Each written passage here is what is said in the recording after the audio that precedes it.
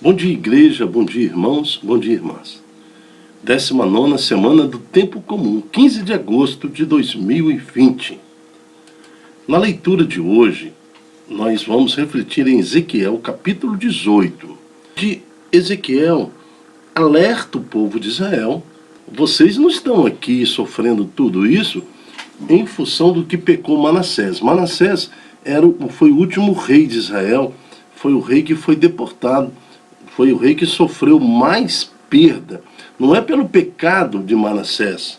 Manassés pecou, Manassés realmente oferiu o coração de Deus, mas não é em função do pecado deles, é em função do seu pecado.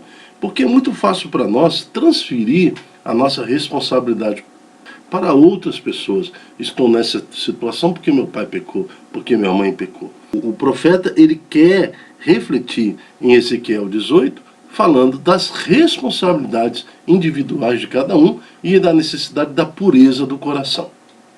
Vamos à primeira leitura de hoje. Primeira leitura, Ezequiel 18, leitura da profecia de Ezequiel. A palavra do Senhor foi-me dirigida nesses termos: por que repetis continuamente este provérbio entre os israelitas? Os pais comeram uva verdes, mas são os dentes dos filhos que ficam embotados? Por minha vida, oráculo do Senhor Javé, não terei mais ocasião de repetir esse provérbio em Israel. É a mim que pertence as vidas, a vida do pai e a vida do filho. Ora, é o culpado que morrerá. É aquele que comete pecado que vai sofrer as consequências do pecado. O homem justo, que procede segundo o direito e a equidade, que não pratica dos festins das montanhas, que não volve os olhos para os ídolos da casa de Israel, que não desonra a mulher do próximo e não tem relação com a mulher durante o tempo de sua impureza, que não oprime ninguém, que restitui o penhor ao seu devedor, que não exerce a rapina, que dá seu pão aos famintos e cobre com vestimenta o que está nu, que não empresta taxa usurária e não recebe com juros, que afasta a sua mão da iniquidade e julga equitativamente entre um e o outro, que segue os meus preceitos e observa as minhas leis para proceder com retidão. Esse homem é um justo, certamente viverá, oráculo do Senhor Javé. Então ele está falando que se você pratica justiça, você viverá. Não viverá para sempre, não. Viverá na justiça, na paz, na honra do Senhor. Aí agora no versículo 10. Porém, se esse homem gerou um filho violento e sanguinário, que comete contra o seu irmão uma dessas faltas, que faz empréstimo com usura e recebe juros, esse rapaz não poderá permanecer em vida. Após as abominações que houver cometido, ele deve perecer e seu sangue recairá sobre ele. Deus quer aqui a morte de alguém? Não. Ele está falando no versículo 13 que uma pessoa que vive contrário à ordem do Senhor vai trazer sobre si maldição. Ela mesma traz. E a própria maldição, o próprio pecado tem como salário a morte. Versículo 30. Assim, pois, a casa de Israel é segundo o vosso próprio proceder, que julgarei cada um de vós, oráculo do Senhor. Então não tem nada de culpar Manassés. Vocês estão sofrendo isso porque vocês estão pecando. Convertei-vos, renunciai a todas as vossas faltas, que não haja mais em vós um mal que vos faça cair.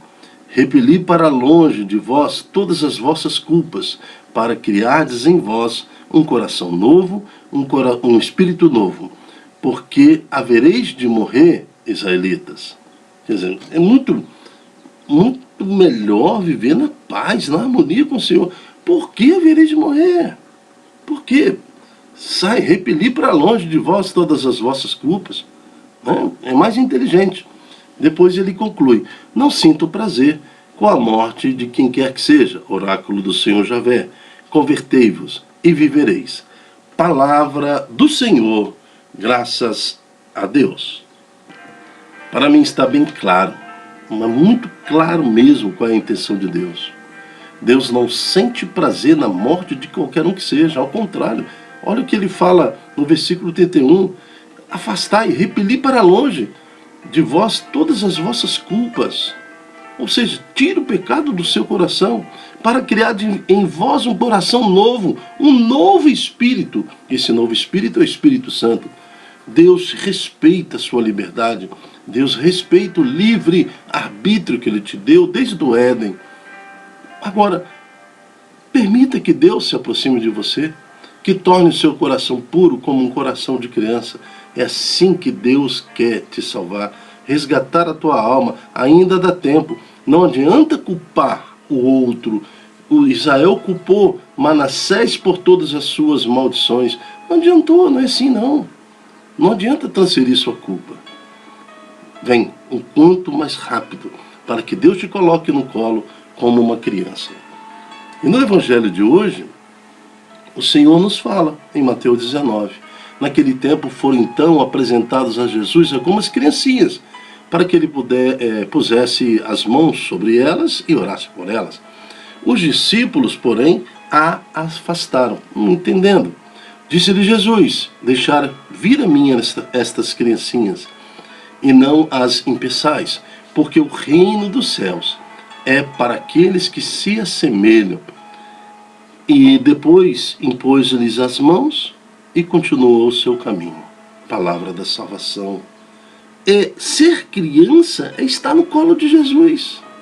É ter um coração puro. É receber do Senhor só bênção. Então você pode ter 80, 90, 100, 30, 40, 15 anos. Você tem que ser adulto, fazer coisas de adulto. Você tem que ter responsabilidades, mas não pode deixar de ser criança. O seu coração tem que estar puro para ser acolhido por Cristo Jesus. Israel não se permitiu isso. Em meio ao pecado, quis transferir para Manassés a culpa, esquecendo-se da misericórdia de Deus.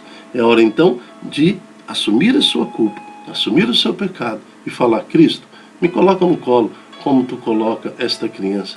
Eu quero receber a sua misericórdia e o seu perdão. Eu me chamo Dilton Góes.